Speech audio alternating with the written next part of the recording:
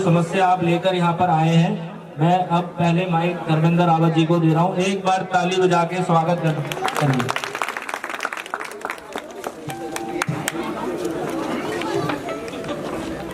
आप सभी कॉलोनी वासियों का, लीलाधर जी का, नीरज भाई का, कांचपाल जी का, गुरु जी हमारे बीच उनका, और तमाम लोग, क्योंकि बहुत सारे लोग हैं, मैं आप सभी का तहे दिल से शुक्रगुजार हूँ। इस चुनाव में जो आपने हमें प्यार दिया है, आशीर्वाद दिया है और हमें जिताने के लिए मैं आप सभी लोगों का हृदय की गहराई से आभार व्यक्त करता हूँ।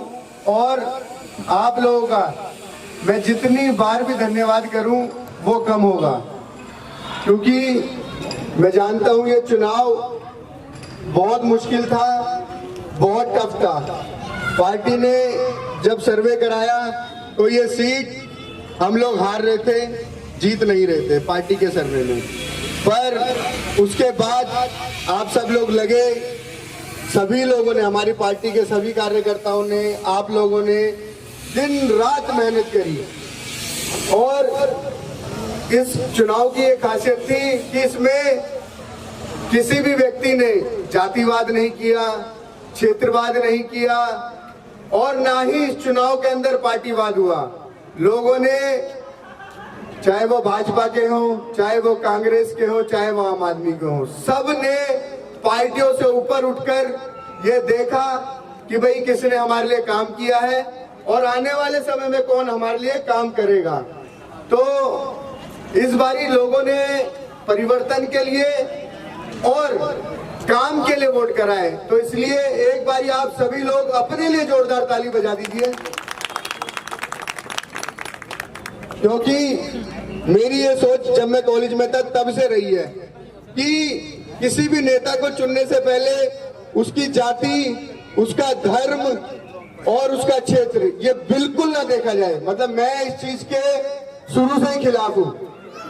और मेरे जितने भी साथी थे, मेरे टीम के लोग थे, मैंने उनको साफ बोला था, अगर मेरे चुनाव में किसी ने क्षेत्रवाद किया, जातिवाद किया या धर्म इससे रिलेटेड कुछ भी अगर कैंपेन के दौरान किया तो मुझसे बुरा कोई नहीं होगा। क्योंकि मैं चाहता हूं लोग अगर वोट करें तो सिर्फ और सिर्फ और सिर्फ काम के नाम पे करें, क्योंकि काम से लोगों का भला होता है, ना कि जाति, धर्म और क्षेत्रवाद करने से।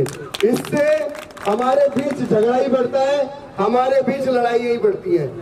तो हमें इस चुनाव में इस बात की खुशी है कि लोगों ने पूरा साथ दिया और उस चीज को खत्म किया है। तो मैं आप सभी का बहुत बहुत धन्यवाद करता हूं।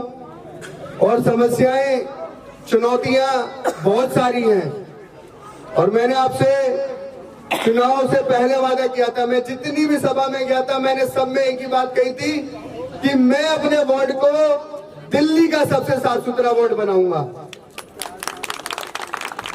देखिए, लोग चुनाव जीतने के लिए जनता के बीच में आते हैं, तरह तरह के वादे करते हैं, झूठे वादे करते हैं और चले जाते हैं। पर मैं आज भी अपने उस वादे पे कायम हूं कि मैंने अपने वार्ड को दिल्ली का सबसे साफ सुथरा वार्ड बनाना है।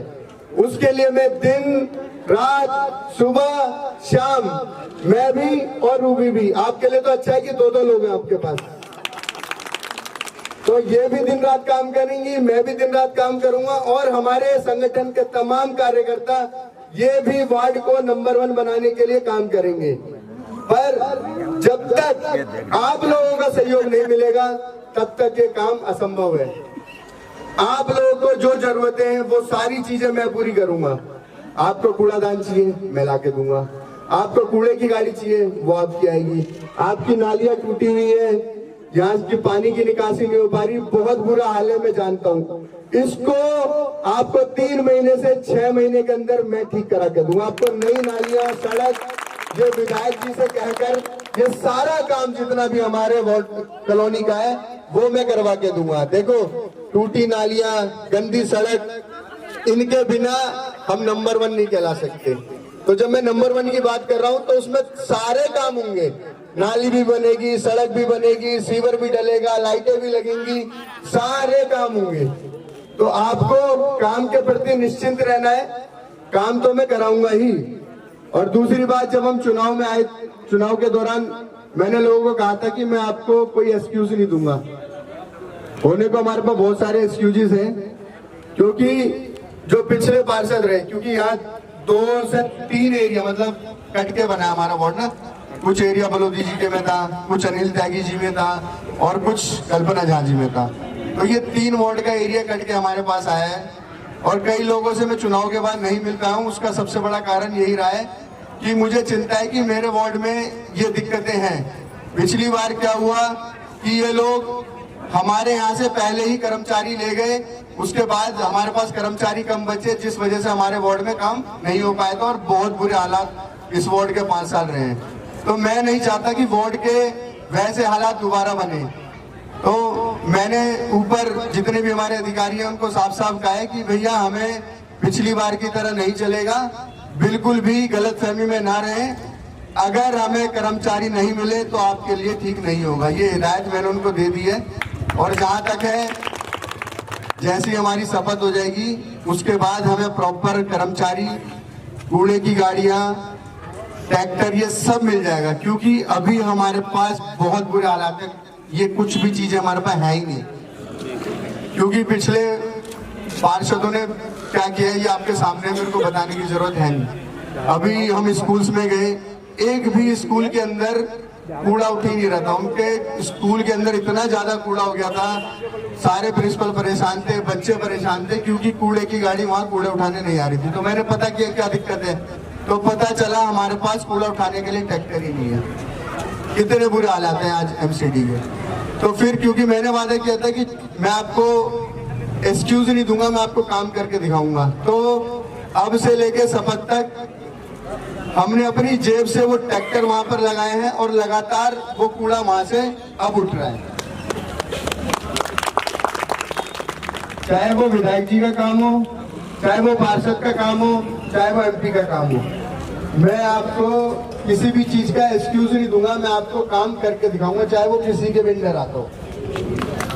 तो काम के प्रति आप लोगों को निश्चित रहना है।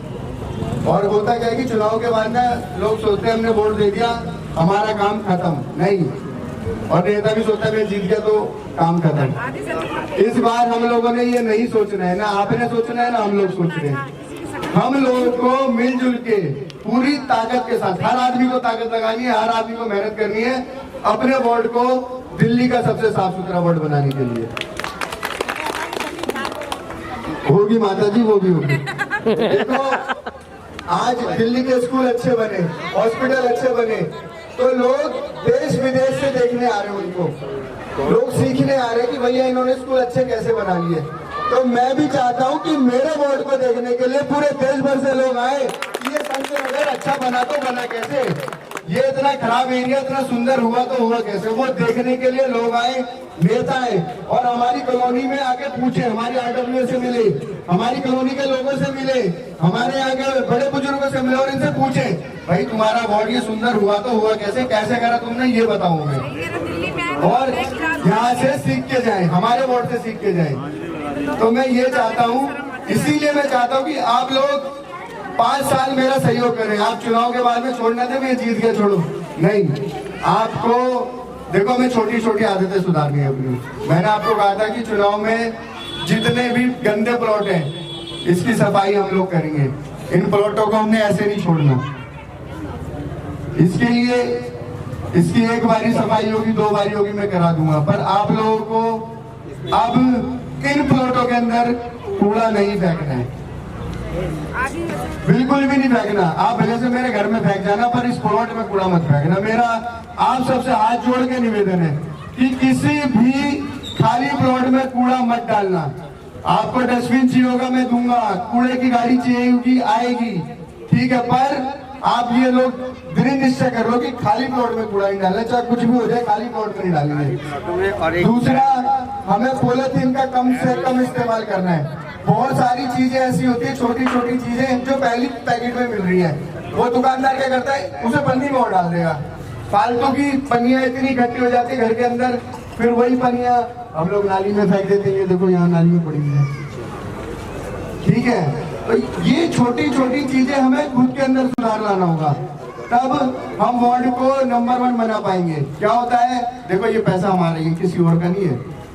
चाहे वो केंद्र सरकार खर्च करे, चाहे वो राज्य सरकार खर्च करे, चाहे वो एमसीडी कर रही है, ये सारा पैसा हम लोगों का पैसा है, हम लोगों के टैक्स का पैसा है। तो हम ही इस पैसे को जबरदस्ती क्यों बर्बाद करें? आप ये बताओ कि सरकार का कितना ज्यादा पैसा फालतू का कूड़ा उठाने में लगता है भाई, चाहे वो सड़कों से ये हो। हम करेंगे नहीं तो पैसा बचेगा ना। जब वो पैसा बचेगा तो हम उसे दूसरे काम में लगाएंगे भाई, अपनी गली को सुंदर बनाने में लगाएंगे, अपनी गली में गेट लगाने में बनाएंगे, दूसरे कामों में लगाएंगे। तो हमें ये कूड़े का जो अपनी छोटी छोटी आदतों को सुधारना है। जैसे हम कई बार चाय पीते हैं, हम कप फेंक देते हैं, हम कोई चीज खाई, हमने रैपर फेंक दिया, अरे जेब में डालो ना, 2 मिनट लगते हैं, अपनी जेब में रख लो, जहाँ डस्टबिन मिलता है वहाँ डाल दो। तो हमें अपनी आदतों को सुधारना होगा। और जितनी भी हमारी मार्केट्स हैं, इन सब मार्केट के अंदर हम लोग खुद सफाई करेंगे पहले अपने हाथ से। और जितने भी हमारे दुकानदार भाई हैं उनके पास डस्टबिन नहीं है तो वो रख लें, और उसके बाद भी कोई नहीं रख पाएगा तो उन सभी दुकानदारों को हम डस्टबिन देंगे। पर हमें अपनी मार्केट्स को साफ रखना है, क्योंकि देखो एक ये सीडी ब्लॉक की मार्केट है और एक एबी ब्लॉक की मार्केट है। अगर ये दोनों ही मार्केट साफ सुथरी रहेंगी तो हमारा एरिया वैसे ही सुंदर रहेगा।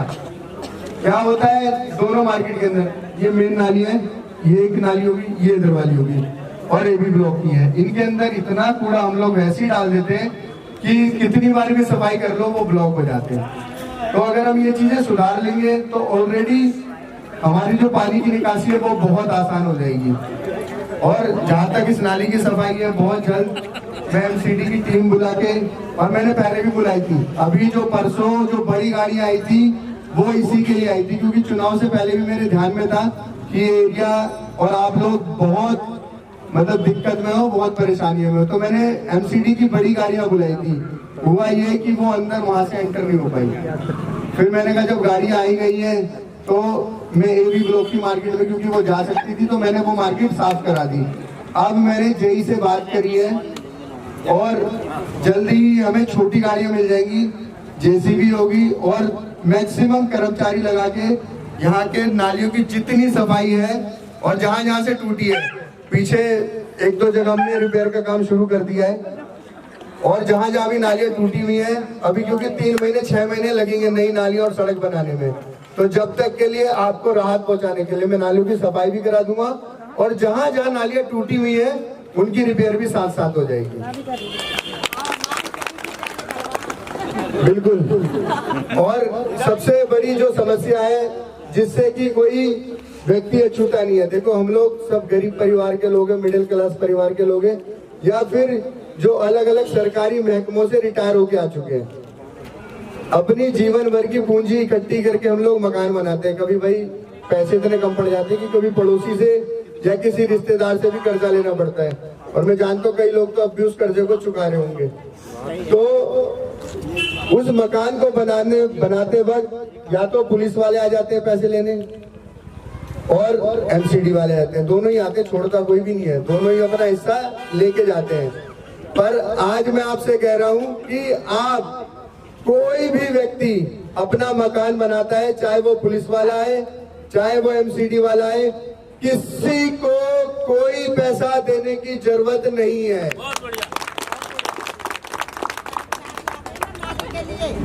माता जी 2 मिनट दे दो बस, मैं करवाऊंगा आपकी नानी। किसी को कोई भी पैसा नहीं देना है, चाहे वो पुलिस वाले हैं उनको कोई पैसा नहीं देना है, एमसीडी वाले हैं उनको कोई पैसा नहीं देना है, चाहे वो आपको कितना भी डरा ले, डरने की जरूरत अब नहीं है। क्योंकि आपका पार्षद एमसीडी वालों से भी लड़ सकता है और पुलिस वालों से भी लड़ सकता है। अगर मेरी जनता को कोई परेशान करेगा, मेरी जनता को कोई दुखी करेगा, तो मैं चुप बैठने वाला नहीं हूं। तो अगर कोई है एमसीडी का कर्मचारी भी और पुलिस वाले भी, अगर वो ये सोच रहे हैं कि वो यहाँ से मकान बनाते वक्त उगाई कर लेंगे, तो वो उनकी गलत फहमी है। उस गलत फहमी को जितनी जल्दी अपने मन से निकाल दें उतना अच्छा है। क्योंकि ना तो कोई भ्रष्टाचारी पुलिस वाला हो सकता है, ना ही वो एमसीडी का कर्मचारी हो सकता है। भ्रष्टाचारी सिर्फ भ्रष्टाचारी है हमारी नजरों में, उससे ऊपर वो कुछ नहीं है। जो भी इस तरीके का भ्रष्टाचार हमारे एरिया में करने की कोशिश करेगा वो हमारे से बर्दाश्त नहीं किया जाएगा, उसके खिलाफ सख्त से सख्त कार्रवाई होगी। अगर वो प्यार से मान जाता आपकी बात ठीक है, नहीं तो उसकी वीडियो रिकॉर्डिंग करें और मुझे दें। उसके खिलाफ जितना स्ट्रिक्ट से स्ट्रिक्ट एक्शन होगा वो हम लोग करेंगे। पर आप लोगों को एक भी पैसा, एक ईंट लगाते हुए भी नहीं देना है, नहीं देना है, नहीं देना है। और आप अगर, क्योंकि आप लोग डर जाते हैं, मैं जानता हूँ आप लोग डर जाते हैं। आप लोगों को मैं कितना भी समझा लूँ ना, आपको वो थोड़ा सा धमकाएगा, आप लोगों को पांचों उंगली बराबर नहीं कैसे कर दिया पार्षद जी? जी जी जी नहीं कुछ मैं जानता हूँ ना, हमारे कई सारे लोग हैं जिन्होंने पैसे, जिन्होंने फिर भी पैसे दे दिए हैं। तो मैं कह रहा हूँ कि नहीं डरना है, बिल्कुल भी नहीं डरना है। कोई पैसा किसी को नहीं देना है। मैं हूँ, रूबी है, हमारी पार्टी के तमाम संगीता भाभी है, तमाम कार्यकर्ता, कोई भी परेशान करता है, कोई भी तंग करता है, आप हमें फोन करो, हम वहां पर आके खड़े होंगे। ठीक है, आपको अब से कोई पैसा नहीं देना है। और जो हमारे रेडी पटरी लगा रहे हैं जो गरीब भाई, उनको भी किसी भी एमसीडी वाले को कोई पैसा नहीं देना है। क्योंकि चुनाव में मैंने आपसे साफ कहा था कि मुझे आपका प्यार और आशीर्वाद चाहिए, आपकी गालियां और बद्दुआएं नहीं चाहिए। तो बस इसी को लेके अब मैं पूरा 5 साल आप लोगों की सेवा करूंगा, आपके लिए दिन रात काम करूंगा, आपके लिए दिन रात मेहनत करूंगा। धन्यवाद दामा जी का, आपने बहुत अच्छे विचार रखे। और मुझे लगता है कि पहली बार कोई ऐसा नेता आया होगा कि जो जनता को ये कह रहा है कि मैं खड़ा हूं आपके आगे। तो बहुत बहुत धन्यवाद आपका, आप हमारे बीच आए। जैसे विधायक जी ने कहा है कि भाई अभी हमारे आचार्य जी भी कह रहे थे कि भाई इस सड़क की पुलिया और वो आपको जिम्मेदारी दी। मैंने बताया, आपको सबको बता रहा हूँ, जिम्मेदारी दे दी है आपको पार्षद जी को, और पार्षद जी शीघ्र किसी उसका काम भी शुरू कर देंगे। इसी बीच मैं रूबी रावत जी को बोलने से पहले मैं फिर फॉर्मेलिटी पूरी कर दूं। हमारे बीच उत्तराखंड प्रकोष्ठ के नीरज भट्ट जी हैं, उनका स्वागत करेंगे पद्माकर जी, पद्माकर शुक्ला जी और नवीन पांडे जी, गौरव खुलवे जी, जल्दी आ जाओ सभी लोग। गौरव खुलवे जी हमारे उत्तराखंड प्रकोष्ठ के अध्यक्ष हैं माननीय नीरज भट्ट जी, बहुत बहुत स्वागत है। और गंगा देवी जी आ जाए, हमारे बीच पार्षद महोदय हैं, उनका स्वागत करें। और संगीता जी हैं, ये संगठन मंत्री हैं महिला मोर्चा की। गंगा देवी जी अभी अभी पहुंच रही हैं, आपने उनका सुना नहीं है, आप बहुत शिकायत करते हैं हमारे बीच। अब उनका स्वागत से उनसे कहाँ भी लीजिए। मैं आपको सबको एक बात बता दूं कि ये पार्षद महोदय ने कहा है कि पार्षद मैं नहीं हूँ, आप सब हैं। आप अपना सुझाव भी दें और शिकायत भी रखें, आपका काम भी होगा और आप काम कराओगे तो करेंगे।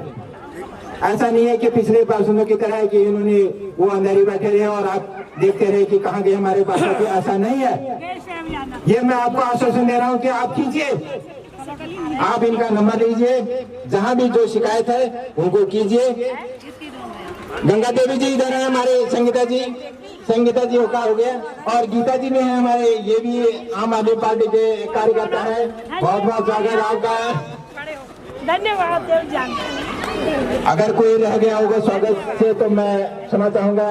आपने पन्ना कर दिया, आपने कर दिया, धन्यवाद आपका, धन्यवाद आपका। मैं रूबी रावत जी को देता हूं, जो हमारे आपके सुंदर मतों से, बहुत सुंदर मतों से, बहुत मार्जिन से जीती हुई है। और वो 2 शब्द कहे, रूबी रावत।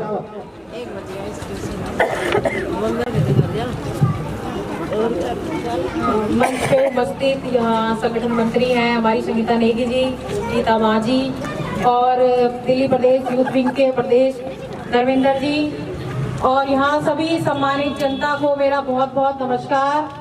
और आप लोगों का जितना धन्यवाद करूँ उतना कम है, क्योंकि कमालपुर मेरा घर है। तो आप सभी मेरा परिवार है, आप सबको मैं दिल की गहराइयों से बहुत बहुत धन्यवाद करती हूँ इस चुनाव को जिताने के लिए। यहाँ पर नीरज भट्ट जी हैं, बहुत सारे चेहरे ऐसे हैं जो चुनाव में हमारे सामने थे, लगे हुए थे चुनाव में, और बहुत सारे चेहरे ऐसे हैं जो चुनाव के पीछे थे। आप सभी लोगों ने हमारी बहुत मदद करी है। अब मैं थोड़ा काम के लिए आप लोगों को, जैसे कि दीदी कह रही थी निगम पार्षद तो आते ही नहीं है, चेहरा भी नहीं दिखाते हैं, मैं सुन रही थी क्योंकि अब इसी के लिए हमें काम करना है, तो इसके लिए हमने, हाँ मैं आपको उसी के बता रही हूँ। सबसे पहले धर्मेंद्र जी और हमने ये मुहिम छेड़ी है, हमने विजिटिंग कार्ड अपने छपवाए हैं, तो हम घर घर जाकर अपना नंबर लोगों तक पहुँचाएंगे ताकि सभी को ये पता हो कि हमारा निगम पार्षद कौन है। और कुछ लोगों को ये भी था कि महिला है तो सो जाएगी, घर में बैठ जाएगी, तो ऐसा नहीं होने वाला है, क्योंकि महिला जो है वो सबसे ज्यादा जागृत होती है सफाई के लिए। तो मैं आप सभी महिला शक्ति का भी बहुत बहुत धन्यवाद करना चाहूंगी, और साथ ही चाहूंगी ना ही आप अपने निगम पार्षद को सोने दें और ना ही आप खुद सोए। अब 5 साल मिलकर आपको भी काम करना है और हमें भी काम करना है, हमें काम करना है और आपको काम करवाना है। तो जो भी हमारी कॉलोनी में जो भी दिक्कतें हैं साफ सफाई को लेकर, वो हमें पहले से पता है, लेकिन फिर भी आप लोगों को बार बार हमें खटखटाना है कि ये काम करना है, ये काम करना है, हमने आपको वोट दिया है, ये काम करना है। तो उसके लिए आपको सोना नहीं है, आपको भी जगे रहना है। और मैं फिर आप लोगों का बहुत बहुत धन्यवाद करना चाहूंगी। भैया ने मेरे को पुलिया के लिए बोला है, पुलिया की नपवाई भैया हो चुकी है, तो कुछ महीने के अंदर पुलिया जो बननी स्टार्ट हो जाएगी। और नालियां, अभी मेरी शपथ 6 तारीख को है, तो थोड़े कर्मचारी, ट्रॉली, इन सब की हमारे को थोड़ी समस्याएं हैं। जैसे ही शपथ हो जाती है, सारे अधिकारियों से, जोन में डीसी मैम सबसे हमारी बैठक हो चुकी है, उनको हमने बता दिया है कि जो हमारा वार्ड है वो बहुत बड़ा है, तो हमें जो सफाई कर्मचारी है वो भी ज्यादा चाहिए। तो अभी हमारे पास थोड़े कम सफाई कर्मचारी, इसलिए जहाँ सफाई नहीं हो पा रही है उसके लिए हम माफी चाह रहे हैं, लेकिन कंप्लेंट पर हम सफाई कर रहे हैं। तो 6 तारीख के बाद, शपथ होने के बाद, आपको इस तरह की कोई भी समस्याएं नहीं होगी, जो सुचारू रूप से हमारा काम है वो चलेगा। और लैंडर के लिए चुनाव प्रचार में हमने 2 ही बातें मैंने अपनी पूरी जनसभा में कही थी। एक तो साफ सफाई को लेकर कि जहाँ पर भी अगर मैं पार्षद बनकर आऊंगी तो साफ सफाई को लेकर आपको कोई दिक्कत नहीं होगी। और दूसरा था लैंडर माफिया को लेकर, लोग बहुत परेशान थे कि बेचारे अपनी मेहनत से 25 गज का मकान बनाने लगते थे और आते ही पुलिस वाले, एमसीडी वाले वहां पर आकर खड़े हो जाते थे और अपनी मेहनत की जो कमाई थी वो उनको, उन लोगों को देनी पड़ती थी। तो जैसा कि धर्मेंद्र जी ने आपसे कहा, और कुछ दिन बाद हम अपने नंबर भी आप तक पहुंचा देंगे। उससे पहले जो भी हमारे यहाँ पे कार्यकर्ता है, जो भी हमारे संगठन के लोग, जिससे भी आप जुड़े हैं, अगर आप अपना मकान बना रहे हैं और कोई भी एमसीडी वाला आता है या कोई भी पुलिस वाला आता है, तो आपको किसी को भी 1 रुपया नहीं देना। अगर हमारा नंबर आपके पास नहीं है तो आप अभी ले सकते हैं। अगर किसी भी हमारी पार्टी के किसी भी कार्यकर्ता का नंबर आपके पास है तो आप उनसे कांटेक्ट करें और उनको अपने पास बुलाएं, लेकिन आपको 1 भी रुपया किसी को नहीं देना है।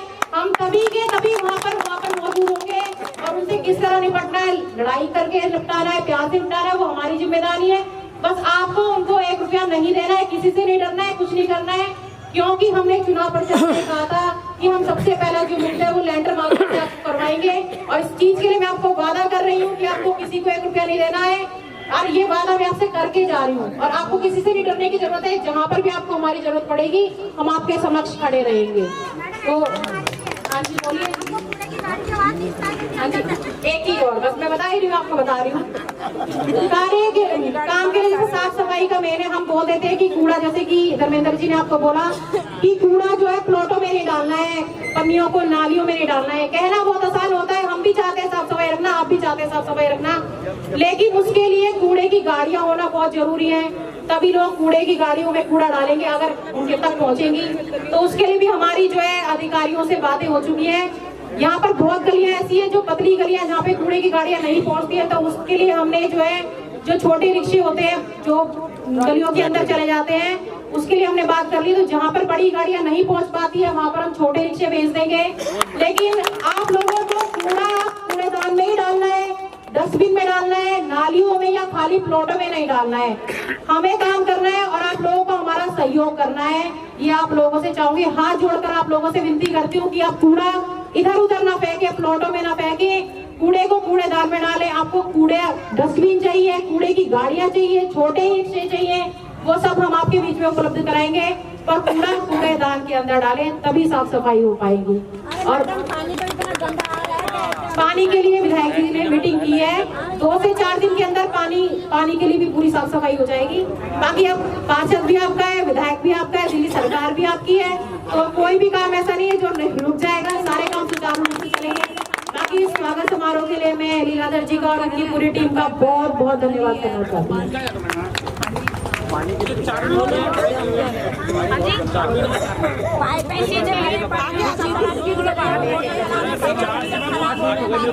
वो अपना अप्लाई करेंगे बिजली का, ठीक है। अभी तक मेरा कोई डिफरेंस नहीं आया, मैं जाता हूँ जगह का। आप अपना नंबर लिखवा दीजिए आशुतोष तिवारी पे। हाँ बोल दिया उन्होंने, आपको बोला तो मैम पता है क्या है